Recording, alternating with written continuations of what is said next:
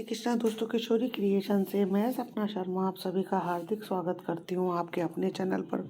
दोस्तों, आज के वीडियो में आपके लिए माघ मास महात्म्य के दूसरे दिन की कथा लेकर के आई। इससे पहले माघ मास महात्म्य के पहले अध्याय में हमने जाना कि सूत जी ने जो अपने गुरु श्री व्यास जी से माघ मास महात्म्य सुनने के लिए कहा, तब व्यास जी बताने लगे कि राजा दिलीप एक बार जो है गहन वन में निकल गए। गहन वन में जानवरों के पीछे दौड़ते हुए वे एक निर्जन स्थान पर निकल गए जहाँ पर उनको अत्यधिक पानी की प्यास लगी। उसके बाद फिर वे एक सुंदर सरोवर को देख करके अत्यधिक प्रसन्न हुए। सरोवर में जो है सरोवर अपने जल से सबको सुखी करता था, जैसे मेघ चातक के दुख को हरता है, उस प्रकार सरोवर को देख करके राजा की थकावट दूर। राजा ने रात्रि विश्राम वहीं पर की। अंतिम समय में सूकरों के एक झुंड ने आकर सरोवर में पानी पिया। कमल के झुंड के पास आया शिकारियों ने सावधान होकर सूकरों पर आक्रमण किया। शिकारी जो है कोलाहल करते हुए बड़ी प्रसन्नता के साथ राजा के पास आए और राजा जो है प्रभात हुआ देखकर वहां से निकल पड़ा। रास्ते में राजा ने एक तपस्वी को देखा जिसका शरीर तपस्या और नियमों के कारण बिल्कुल सूख गया था, जो मृगशाला और बलकल पहने हुए थे। ऐसे घोर तपस्वी को जो है राजा ने देखकर बड़े आश्चर्य से प्रणाम किया और हाथ जोड़कर खड़ा हो गया।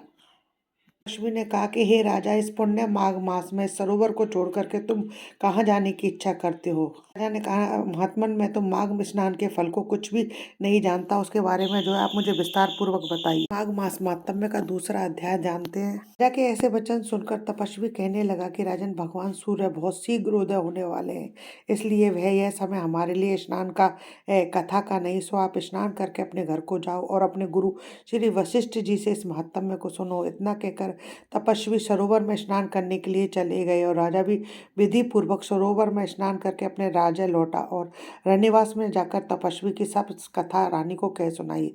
तब सूत जी कहने लगे कि महाराज, राजा ने अपने गुरु वशिष्ठ जी से क्या प्रश्न किया और उन्होंने क्या उत्तर दिया, सो कहिए। व्यास जी कहने लगे कि हे सूत जी, राजा दिलीप ने रात्रि को सुख से सोकर प्रातः समय में ही अपने गुरु वशिष्ठ जी के पास जाकर उनके चरणों को छूकर प्रणाम करके तपस्वी के बतलाए हुए प्रश्न को अति नम्रता से पूछा कि गुरुजी, आपने आचार, दंड, नीति, राज्य, धर्म, चारों वर्णों के चारों आश्रमों की क्रियाओं, दान और उनके विधान, यज्ञ और उनकी विधियां, व्रत, उनकी प्रतिष्ठा, भगवान विष्णु की आराधना अनेक प्रकार से तथा विस्तार पूर्वक मुझे को बताई। अब मैं आपसे माघ स्नान के महात्म्य को सुनना चाहता हूँ।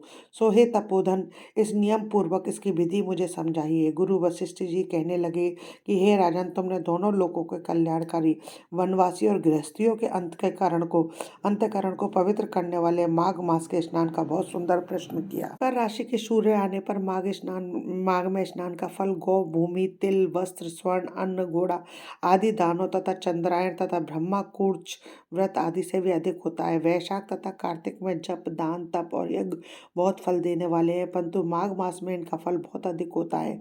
माघ में स्नान करने वाला पुरुष राजा और मुक्ति के मार्ग को जानने वाला होता है। दिव्य दृष्टि वाले महात्माओं ने कहा कि जो मनुष्य माघ मास में सकाम या भगवान के निमित्त नियम पूर्वक माघ मास में स्नान करता है, वह अनंत फल वाला होता है। उसको शरीर की शुद्धि, प्रीति, ऐश्वर्य तथा चारों प्रकार के फलों की प्राप्ति होती है। अदिति ने 12 वर्ष तक मकर संक्रांति में अन्न त्याग कर स्नान किया। इससे तीनों लोगों को उज्जवल करने वाले 12 पुत्र उत्पन्न हुए। माघ में स्नान करने से ही रोहिणी, सुभगा, अरुंधति दानशीला हुई और इंद्राणी के समान रूपवती होकर प्रसिद्ध हुई। जो माघ मास में स्नान करते तथा देवताओं के पूजन में तत्पर रहते हैं, उनको सुंदर स्थान, हाथी, घोड़ों की सवारी तथा दान को द्रव्य प्राप्त होता है और अतिथियों से उनका घर भरा रहता है और उनके घर में सदा वेद ध्वनि होती रहती है। वह मनुष्य धन्य है जो माघ मास में स्नान करते हैं, दान देते हैं, व्रत और नियमों का पालन करते हैं और दूसरे पुण्यों के क्षीण होने से मनुष्य स्वर्ग से वापस आ जाता है, परंतु जो माघ मास में स्नान करता है वह कभी स्वर्ग से वापस नहीं आता। इससे बढ़कर कोई नियम, तप, दान, पवित्र और नाशक नहीं है। भृगु जी ने मणि पर्वत पर विद्याधरों को यह सुनाया था। तब राजा ने कहा कि ब्राह्मण भृगु ऋषि ने जब कब मणि पर्वत पर विद्याधरों को उपदेश दिया तो उसको बतलाइए। तब ऋषि कहने लगे कि हे राजन, एक समय 12 वर्ष तक वर्षा न होने के कारण सब प्रजा क्षीण होने के कारण संसार में बड़ी उद्विग्नता फैल गई। हिमाचल और विंध्याचल पर्वत के मध्य का देश निर्जन होने के कारण श्राद्ध, तप और स्वाध्याय सब कुछ छूट गए। सारा लोक विपत्तियों में फंसकर प्रजाहीन हो गया। सारा भूमंडल फल और अन्न से रहित हो गया। तब विंध्याचल से नीचे बहती हुई नदी के सुंदर वृक्षों से आच्छादित अपने आश्रम से निकलकर श्री भृगु ऋषि अपने शिष्यों सहित हिमालय पर्वत पर गए।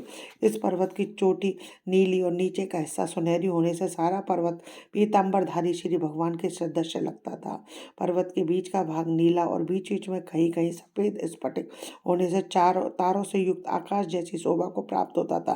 रात्रि के समय में पर्वत दीपकों की तरह चमकती हुई दिव्य औषधियों से पूरित किसी महल की शोभा को प्राप्त होता था। वह पर्वत शिखाओं पर बांसुरी बजाती और सुंदर गीत गाती हुई किन्नरियों तथा केले के पत्तों की पताकाओं से अत्यंत शोभा को प्राप्त हो रहा था। यह पर्वत नीलम, पन्ना, पुखराज और इसकी चोटी से निकलती हुई रंग बिरंगी किरणों से इंद्रधनुष के समान प्रतीत होता था। स्वर्ण आदि सब धातुओं से तथा चमकते हुए रत्नों से चारों ओर फैली हुई अग्नि ज्वाला के समान शोभायमान थी। इसकी कंदराओं में काम पीड़ित विद्याधारी अपने पतियों के साथ आकर रमण करते थे। गुफाओं में ऐसे ऋषि मुनि जिन्होंने संसार के सब कलेशों को जीत लिया, रात दिन ब्रह्म का ध्यान करते और कई एक हाथ में रुद्राक्ष की माला लिए हुए हैं, शिव के आराधना में लगे हुए हैं। पर्वत के नीचे भागों में जंगली हाथी अपने बच्चों के साथ खेल रहे हैं तथा कस्तूरी वाले रंग बिरंगे मृगों के झुंड इधर उधर भाग रहे हैं। यह पर्वत सदा राजहंस तथा मोरों से भरा रहता है। इसी कारण इसको हेमकुंड कहते हैं। यहाँ पर सदैवी देवता, गुह्यक और अप्सरा निवास करते हैं। ये तीसरी माघ मास मातरम में तीसरा अध्याय समाप्तम। दोस्तों, यदि वीडियो अच्छा लगे तो लाइक शेयर कीजिए, चैनल को सब्सक्राइब कीजिए, पास ही में बेल आइकन को हिट कीजिए ताकि मेरे आने वाले हर नए वीडियो का नोटिफिकेशन आपको मिल जाए। हिंदू धर्म, रीत रिवाज, कथा कहानी जानने के लिए चैनल पर बने रहने के लिए बहुत बहुत धन्यवाद। जय श्री कृष्णा दोस्तों, राधे राधे।